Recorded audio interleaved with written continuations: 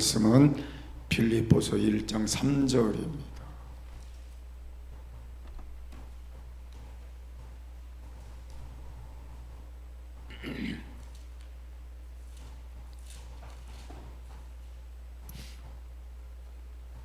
(6절까지) 우리 같이 읽겠습니다.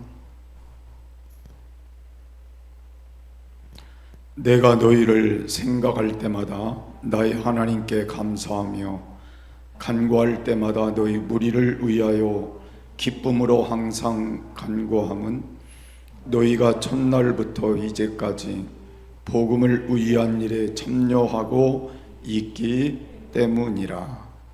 너희 안에 착한 일을 시작하신 이가 그리스도 예수의 날까지 이루실 줄을 우리는 확신하노라. 아멘. 하나님은 사랑이십니다. 사랑합니다. 오늘은 감사하는 삶의 능력에 대해서 여러분과 함께 말씀을 나눌 것입니다. 삶에는 밝은 면이 있고 또 어두운 면이 있음을 알 수 있습니다.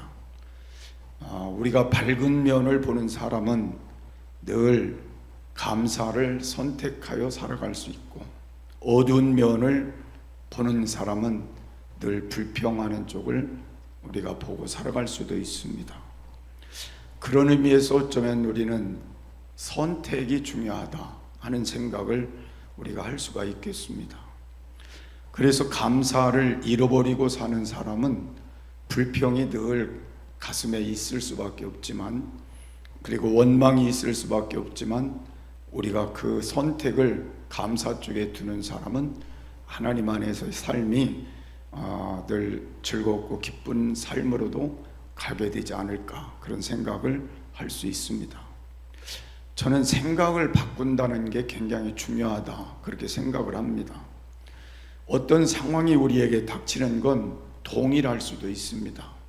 근데 그 상황을, 내가 어떤 상황을 어떻게 바꾸느냐, 그것은 우리가 선택하는 것이니까, 저도 살아보고 여러분도 살아보지만 우리가 똑같은 상황을 만나도 불평할 수 있고, 또 힘들어할 수 있고, 또 원망할 수 있고, 또 때로는 우리의 마음의 불편을 느낄 때도 있습니다. 그러나 그 상황을 생각을 좋은 쪽으로 감사로 바꾸면 모든 것이 감사로 보일 수 있고, 또 마음의 평안을, 또 마음의 행복을 찾아가는 길이 될 수도 있습니다. 그래서 저는 하나님 앞에 기도할 때마다 기도하는 게 맞다고 생각합니다. 하나님께 마음을 하나님이 주셔야 우리가 그 마음을 유지할 수 있으니까, 하나님이 내 마음에 범사에 감사할 수 있는 마음을 주시옵소서, 그렇게 기도하는 것 맞다고 생각해요. 저도 요새 갈등이 조금 생기는 게 뭐냐면, 기도하면서도 잘 안 바뀔 때 내 모습을 보면서 갈등은 생깁니다. 기도하는데 왜 내가 이렇게 안 바뀌지? 그런 생각을 하면서도 하나님이 반드시 기도하면 도와주실 것을 믿습니다. 우리가 살아가는 과정 속에 바뀌어야 될 부분들이 너무 많은 건 사실이지만, 우리가 기도하지 않고 바뀐다는 건 불가능하기 때문에 그래도 기도는 해야 된다. 그래서 여러분과 제가 오늘부터 또 선택해야 되는 건, 그래도 기도하자, 하나님이 내게 범사에 감사할 수 있도록 도와주시도록 기도하는 게 맞다고 생각을 해보는 것이 중요하리라고 생각합니다. 그래서 우리의 고통을 축복으로 바꾸고 불행을 행복으로 바꾸는 그런 결정적인 삶이 감사에 있다면, 우리는 이 일을 위해서 우리의 삶이 하나님 앞에 감사로 나아가는 새로운 결단을 추구하는 것이 맞는 것임을 깨달을 수가 있습니다. 그래서 저는 기도하는 것도 매우 중요한 일이고, 또 우리가 하나님 앞에 헌신하는 것도 매우 중요한 일이지만, 우리에게 더 중요한 건 감사하는 마음을 가진 삶을 갖는 게 성도로서 더 귀한 일이 아닐까, 그런 생각을 해보기도 합니다. 그래서 저는 감사하는 사람이 철이 든 성도다, 그렇게 표현을 해보기도 합니다. 그래서 구원의 기준은 십자가의 복음을 통해 믿음으로 우리가 하나님 앞에 구원을 받는 것이지만, 우리의 신앙이 철이 드는 건 감사를 얼만큼 하느냐에 따라 신앙이 철이 들었다 안 들었다 그렇게 말할 수 있는 기준이 선다는 것도 생각해 볼 수 있다고 다시 한번 느끼기도 합니다. 그래서 오늘 저는 범사에 감사하는 삶의 능력을 가지려면 몇 가지 부분이 필요하기 때문에, 오늘 첫 번째로는 삶의 능력을 가지려면 책임감이 있어야 한다. 한번 따라하시죠. 책임감이 있어야 한다. 성숙한 사람은 항상 권리보다는 책임을 더 많이 생각하게 된다는 것입니다. 그래서 우리가 직장에서나 어디서 일을 하고 당연히 우리가 월급을 이렇게 받을 때마다 나는 받을 만해라고 생각하는 사람과, 또 이렇게 받아서 감사하다라고 생각하는 사람의 차이는 크다는 걸 느낄 수가 있습니다. 그래서 이렇게 받아서 감사하다고 생각하는 사람은 자기가 그 일을 더 최선을 다해서 할 수 있는 마음의 여력이 생기지만, 나는 받을 만해라고 생각하다 보면 태만해질 수도 있고 또 그 일에 성실하지 못할 수도 있다는 걸 우리가 깨달을 수가 있습니다. 우리가 하나님 앞에서도 마찬가지로 어떤 생각을 가지고 하나님을 섬기느냐에 따라서 우리는 하나님 앞에 우리의 모습이 달라질 수도 있습니다. 우리는 늘 먹고 마시는 이 공기가 하나님이 얼마나 우리에게 주신 큰 축복인가를 생각하면 감사하는 게 맞습니다. 그런데 감사하며 공기를 마시는 사람은 그렇게 많지 않다는 걸 느낄 수가 있어요. 우리가 병원에 가봐도 그렇고 어느 곳에 우리가 이렇게 있으면서 느끼는 건, 공기가 좋으냐에 나쁘냐에 따라서 우리의 건강에 좌우가 된다는 걸 많이 깨달을 수가 있고, 또 우리가 공기가 내 안에 들어왔을 때와 들어오지 않을 때에 나의 삶이 어떻게 불행해지는가를 알 수 있기 때문에, 이 전체에 퍼져 있는 공기 하나조차도 하나님이 우리에게 공짜로 주신 이 공기가 이 세상에서 가장 귀한 것임을 깨닫지 않을 수가 없는 겁니다. 그래서 감사하는 게 맞는데도 우리는 그 일을 까마득히 잊어버리고 사는 게 우리일 수 있습니다. 저는 영성이 무엇인가 그렇게 생각해 보면, 철든 믿음을 가지고 감사하는 게 진짜 영성이 아닐까. 감사하는 마음을 가지고 사물을 본다면 속에서부터 하나님의 손길을 깨달을 수 있을 것이고, 감사한 마음을 가지고 사람을 본다면 사람이 예쁜 구석이 보이게 되고 예쁘게 보는 눈이 생기게 될 것임을 알기 때문에 그렇습니다. 그래서 우리는 가끔 그런 생각을 할 때가 있습니다. 아, 저 사람에게 저런 좋은 면이 있었구나. 전에는 보지 못했던 그 눈이 감사한 마음을 가지고 보니까 저런 사람에게 저런 예쁜 모습이 있었구나를 발견하게 됩니다. 부부간에도 마찬가지고, 부모 자식 간에도 마찬가지고, 성도들 간에도, 또 우리가 이웃 간에도 그런 모습을 발견할 수도 있습니다. 그래서 우리가 살아가는 동안 무엇이든지 많이 받았다고 생각하고 감사하면 불행이 틈타지 않지만, 더 받지 못했다고 불평하면 불행의 요인이 될 수도 있다는 걸 깨달을 수 있습니다. 또한 감사는 축복을 예비하는 최고의 길이 되지만, 원망과 불평은 우리가 축복의 길에서 멀어지는 결과를 가져올 수도 있다는 걸 알 수가 있습니다. 그래서 하나님은 불행의 원인을 남에게 돌리는 사람을 제일 싫어하지 않을까.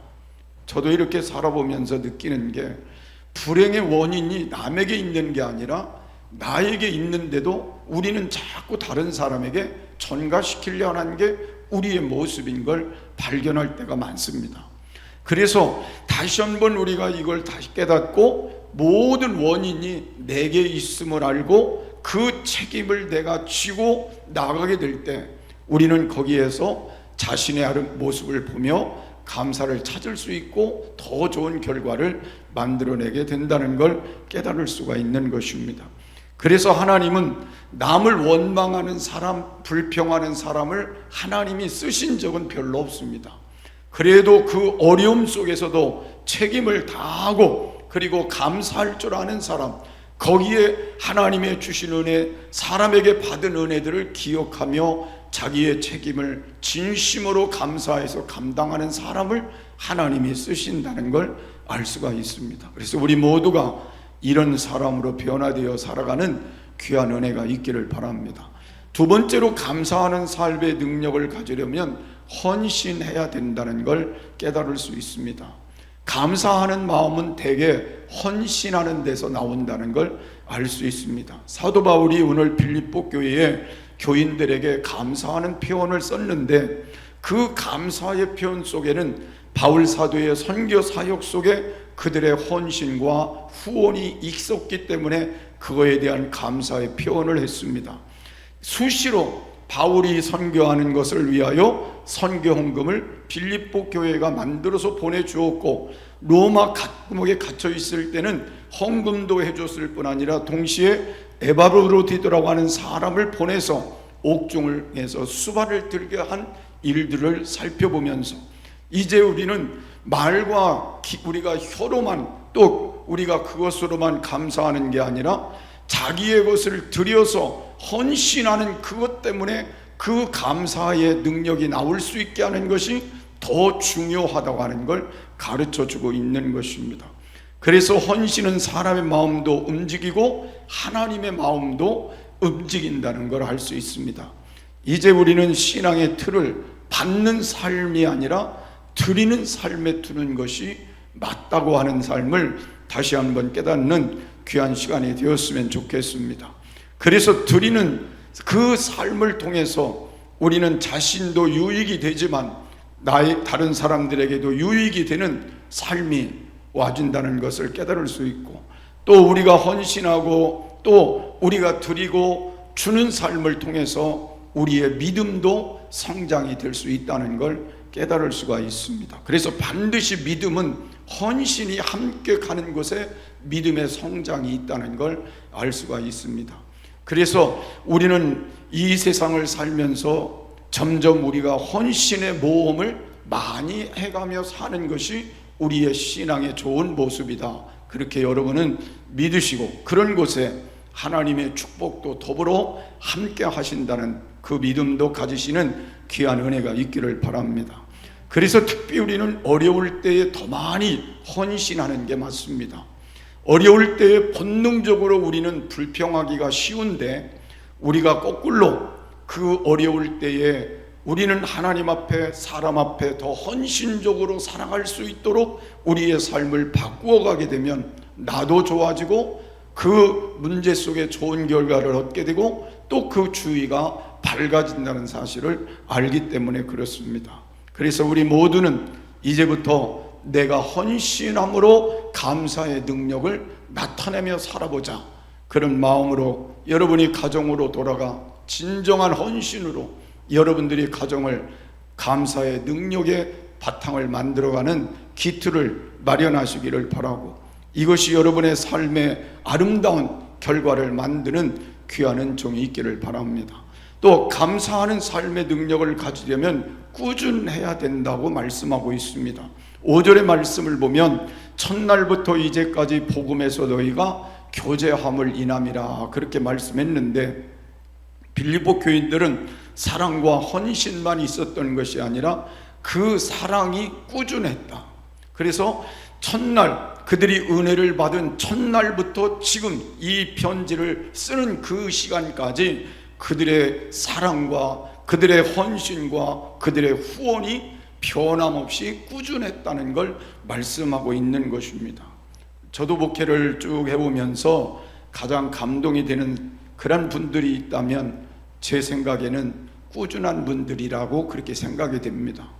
하나님 앞에 하는 일들도 꾸준하고, 기도 생활도 꾸준하고, 헌신의 생활도 꾸준하고, 예배 생활도 꾸준하고, 그리고 하나님 앞에 살아가는 그 삶도 꾸준하게 그 신앙을 유지해 가는 분들을 보면 가장 귀한 분들이 아닐까, 그런 생각을 해보게 되는 것입니다. 나는 여러분들이 2026년도는 꾸준한 신앙이 되었으면 좋겠어요. 그래서 여러분들이 하나님 앞에 모든 신앙의 기준이 꾸준하게 여러분들이 삶을 만들어가며 신앙을 여러분들이 이끌어감으로 인해서 여러분이 예배가 바르게 세워지고, 그리고 여러분들이 기도가 바르게 세워지고, 말씀이 바르게 세워지고, 그리고 더불어 하나님의 축복이 세워지는 귀한 은혜가 있었으면 더 좋겠습니다. 그래서 에스겔서 46장 9절의 말씀을 보면 성전에 들어가는 모든 하나님의 자녀는 북문으로 돌아가서 남문으로 나오라 그랬어요. 그리고 남문으로 들어간 사람은 북문으로 나오라. 이 말은 무슨 말이냐면, 이 시작을 북문에서 시작했으면 남문으로 가란 말이 뭐예요? 중간에 세지 말아라, 그 말. 세지 말고 뒤돌아오지도 말고 그냥 그 길로 바로 가라. 그것은 우리가 신앙생활을 하면서 우리도 동일한 적용이 될 수 있는 말씀인 걸 알 수 있어요. 우리의 신앙이 꾸준하다는 말이 뭐예요?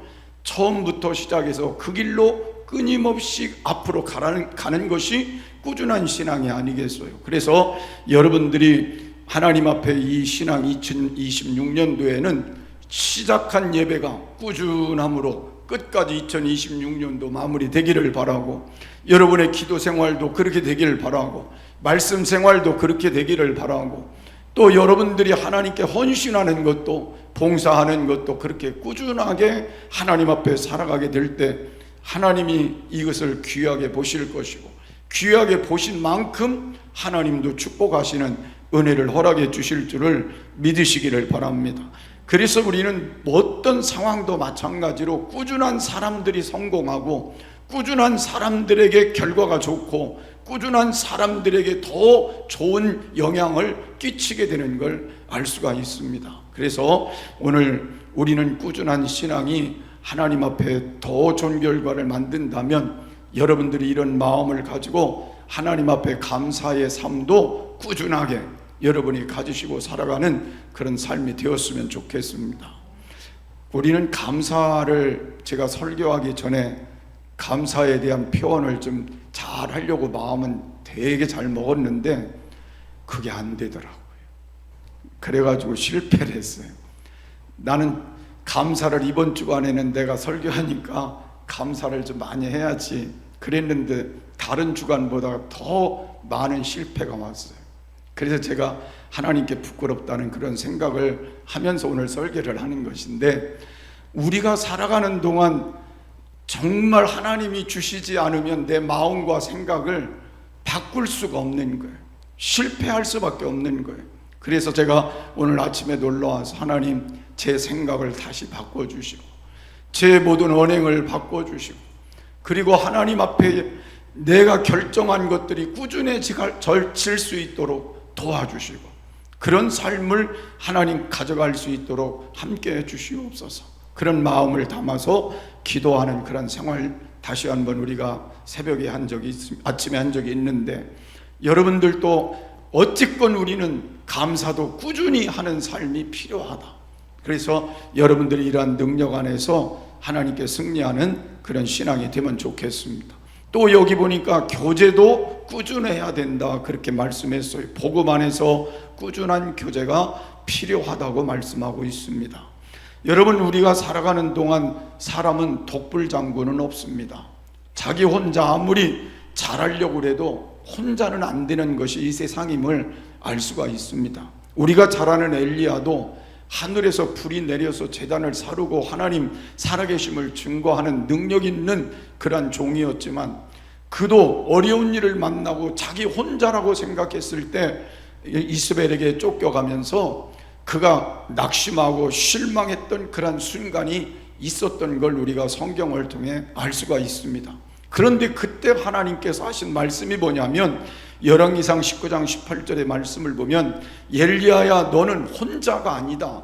내가 너를 위해서 남겨둔 7,000명의 선지자들이 있다고 말씀해 주셨습니다. 그래서 저는 이 말씀을 가만히 생각해 보면, 이 세상은 혼자 하는 게 아니라는 거예요. 신앙도 혼자 하는 게 아니라는 거예요. 그래서 오늘 여기 빌립보 교회의 바울 사도가 편지를 보내면서도 복음 안에서 우리가 교제함이 필요하다는 걸 말씀하고 있는 겁니다. 그래서 여러분, 혼자가 있으면 감정의 기복도 생길 수 있고 또 때로는 병도 들 수 있고 여러 가지 문제를 만날 수 있지만 우리가 교제를 통해서는 더 좋은 결과를 만들 수 있다면 복음 안에서 나는 여러분들이 좋은 교제를 할 수 있도록 좋은 사람들도 만나고 만들고 시간도 내고 그리고 정성도 쏟고 그리고 물질도 쏟고 이렇게 해서 여러분 안에 좋은 교제가 있어지는 귀한 삶도 되시기를 바랍니다. 그래서 좋은 사람들과 많이 교제를 함으로 우리는 유익이 될 수 있는 삶이 될 수 있다는 걸 다시 한번 깨달을 수 있습니다. 우리는 특별히 가족 간에도 교제를 잘 우리가 화목한 교제를 만드는 것도 굉장히 중요하다 그렇게 생각할 수 있습니다. 어떤 분들은 가끔 그럽니다. 나는 우리 가족들하고는 단절하고 산다 그런 분도 있는데 성경적으로 볼 때는 옳은 건 아니라 그런 말이에요. 그래서 언제나 우리가 희생하고 양보하더라도 우리는 하나님 안에서 교제하는 일에도 내가 더 신경을 많이 쓰게 되면 나도 유익하고 우리가 있는 곳에도 유익을 가져올 수 있다 하는 걸 다시 한번 깨닫고 꾸준히 하나님 앞에서 우리가 감사하는 마음을 가지면서 이런 신앙의 자세로 우리의 삶을 이끌어가는 귀한 은혜가 있기를 바랍니다. 그 다음에 우리는 하나님께 감사하는 사람이 감사하는 거로 끝나는 게 아니라 하나님은 우리에게 복을 주시길 원하시니까 감사하는 사람에게는 어떤 복이 임할까를 생각해 보면 우리의 삶을 행복하게 만든다는 걸 알 수가 있습니다. 하나님은 감사하는 사람에게 행복의 문을 열어주신다 그렇게 말씀하셨고 또 감사라고 하는 건 우리가 자유스럽게 내 안에서 우러나서 하는 감사도 있겠지만 우리가 감사를 잘하기 위해선 억지로라도 그래서 하다 보면 행복해진다는 것. 그래서 여러분들이 감사가 우리의 입에 붙어 있지는 않지만 우리가 자꾸 우리의 입에다가 감사를 붙여야 된다는 거예요. 그래서 할 수만 있으면 모든 면에 감사를 표현하는 게 굉장히 중요하다는 걸 알 수가 있습니다. 그래서 단순한 것부터 하자는 거예요. 내게 건강 주심도 감사하고 또 구원해 주심도 감사하고 이건 우리가 신앙 안에서 단순하게 보편적으로 하는 감사지만 이 감사를 계속적으로 우리가 표현해 나가다 보면 나도 모르는 사이에 감사한 것들이 깨달아지기를 시작하고 감사하는 것들이 깨달아지기를 시작하면 그때에 진심으로 감사를 하게 되는 거예요. 그 감사가 우리 자신을 더 행복하게 만든다는 거예요. 그래서 나는 여러분이 오늘부터 이 감사를 억지로라도 다시 시작해보자. 그 감사를 입에 붙여보자. 그래서 여러분이 가족 간에도 감사를 자꾸 시작해보고 또 우리가 직장에 가서도 감사를 시작해보고 여러분 만나는 사람들에게도 감사를 시작해보고 그렇게 하다 보면 그 사람도 행복하지만 실제는 내가 더 행복하게 되고 내가 더 하나님 앞에서 귀한 모습으로 세워지게 된다고 하는 걸 알 수가 있습니다. 그래서 우리는 같은 상황을 만나더라도 내가 어떻게 선택하느냐가 그만큼 중요하다면 나는 여러분이 오늘부터 상황이 어떤 상황이든 감사를 선택했으면 좋겠고 그래서 여러분의 선택한 그 감사가 여러분을 행복하게 만드는 지름길이 됐으면 좋겠어요.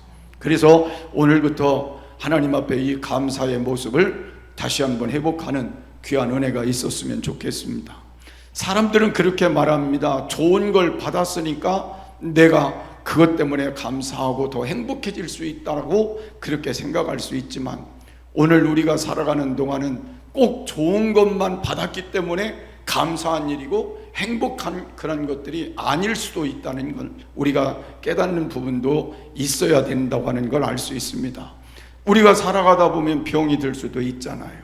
근데 병이 들었기 때문에 내가 불행한 것이 될 수도 있지만 그 병으로 인하여 내가 믿음이 더 하나님께 더 가까이 가는 기회가 되고 나 자신이 더 겸손해지는 삶이 되고 내가 그걸 깨닫고 바르게 하나님 앞에 세워져 갈 수 있다면 그 병이 어쩌면 내게는 더 좋은 결과를 가져오는 거니까 감사할 수도 있는 거죠. 그래서 우리가 좋은 것만 감사하려고 하면은 그 감사를 할 수가 없겠지만 어떤 상황에서든지 감사거리로 만들어 찾아서 감사하려고 하면 감사가 될 수가 있다는 거예요. 여러분 맨날 만나는 남편이 여러분 마음속에 뭘 감사하겠냐 그렇게 생각하고 감사하지 못하면 감사거리가 없겠지만, 거기서도 찾아보면 아까 제가 말씀드린 것처럼 뭔가 그 속에 예쁜 모습을 발견할 수 있고 귀한 모습을 발견할 수 있고 또 거기에서 뭔가를 감사할 거리를 찾을 수 있으니까, 감사하면 상대방에게 감사할 때 그 감사의 표현 때문에 나도 좋아지고 상대방도 좋아지는 그런 모습을 가져올 수 있다는 걸 알 수가 있습니다. 그래서 나는 여러분들이 오늘부터 어떤 상황이 문제가 아니고 여러분들은 감사거리를 찾아내는 좋은 삶을 만들어 갔으면 좋겠다. 그래서 그것이 여러분에게 축복이 되고 그것이 여러분들에게 더 유익한 미래가 되었으면 하는 마음을 함께 담습니다.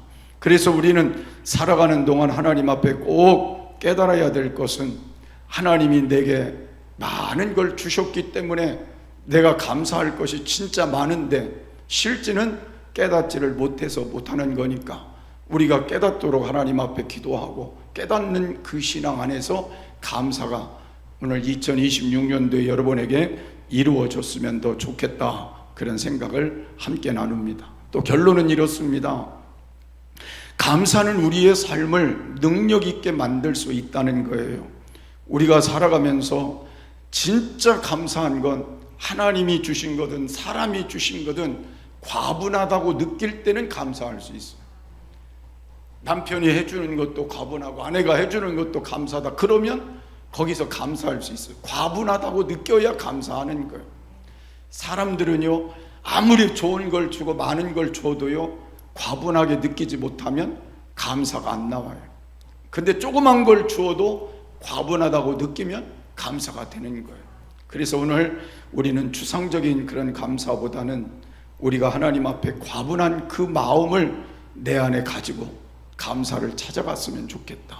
그래서 하나님 앞에서나 또 여러분 가정에서나 또 어디 여러분이 생활하는 곳에서 그 마음을 여러분들이 회복함으로 오늘부터 모든 걸 대할 때 과분한 것이다, 이런 마음을 가지고 대하시면 감사거리가 되겠고, 그 감사 때문에 여러분들은 더 유익한 삶이 하나님께로 와지게 될 것이고, 또 그 일로 인하여 하나님의 축복의 역사들이 나타나게 될 줄로 압니다. 우리는 또한 헤아려 보는 것도 굉장히 중요하다는 생각을 해봅니다. 하나님이 우리에게 주신 은혜와 축복을 헤아리는 능력이 없기 때문에 우리는 감사하지를 못한다는 거예요. 그래서 사람들에게 대개 물어보면 뭐라고 얘기를 하냐면, 나는 별로 감사거리가 없다, 그렇게 말해요. 제가 여기서 이렇게 물어봐도 혹시 그럴 수 있어요. 목사님, 제가 뭐 감사거리가 있겠냐고 그렇게 말할 수 있어요. 그런데 그 감사가 우리에게 엄청나게 많은 건 사실이잖아요. 근데 왜 감사를 못해요? 헤아리지를 못해서. 진짜 이게 축복이구나, 진짜 이게 하나님께 은혜구나, 이게 진짜 하나님이 주신 하나님의 귀한 것이구나 헤아려져야 되는데 헤아리지를 못하니까 감사하지를 못하는 거예요. 그래서 우리는 하나님 앞에 살아가면서 늘 감사거리를 찾아갈 수 있는 헤아리는 축복이 여러분에게 있었으면 좋겠어요. 그래서 여러분이 살아가면서 이 감사가 여러분 안에 자꾸 느껴지기 때문에 그 감사가 여러분을 능력 있게 만들고, 그 감사로 인한 하나님의 축복이 여러분에게 함께 할 수 있는 귀한 은혜가 오늘부터 와지기를 간절히 소원합니다. 과분하기 때문에 그 다음 두 번째는요, 헤아리어 볼 수 있도록 여러분이 살펴보시면 되겠습니다. 하나만 더 말씀드린다면, 오늘 우리는 교회 생활을 하면서 우리는 말씀을 많이 듣습니다. 말씀을 많이 듣는데 처음에는 하나님의 말씀이 우리 안에 와닿지 않은 때도 있었어요. 그죠? 말씀이 와닿지 않았는데 어느 날부턴가 말씀이 마음에 와닿기를 시작하면서 하나님이 정말 계시구나, 하나님이 정말 나를 구원하셨구나, 하나님이 내 사정을 다 아시는구나, 그걸 깨닫게 되면서 말씀이 내 안에 자리를 잡은 게, 그러니까 설교를 들어도 그 말씀의 은혜가 되는 거예요. 그렇게 하면서 그 말씀이 내 안에서 능력으로 나타나게 되는 거예요. 그러면서 나도 모르는 사이에 집에 가서도 어디에 가든지 그 말씀이 내 안에서 자꾸 떠오르면서 내가 말씀 안에 거하는 삶을 시작하게 되고 여러분들이 그 삶을 가지고 살아가게 되는 겁니다.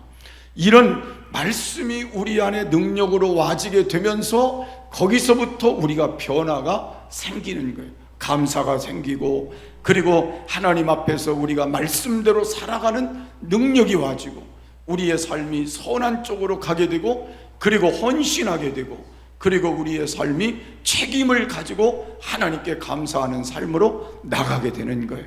그래서 여러분들이 오늘 하나님 앞에서 말씀을 다시 한번 들으면서 여러분이 그런 자리가 여러분의 자리가 될 수 있기를 간절히 소원하고, 그래서 오늘 드리는 이 말씀 때문에 여러분들이 하나님 앞에 다시 감사의 능력을 가지고 살아가는 그런 지름길이 됐으면 더 좋겠습니다.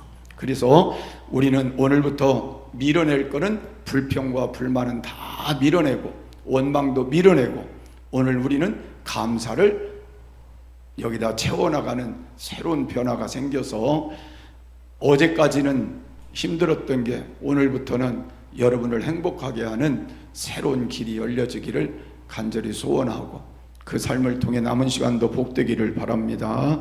아멘.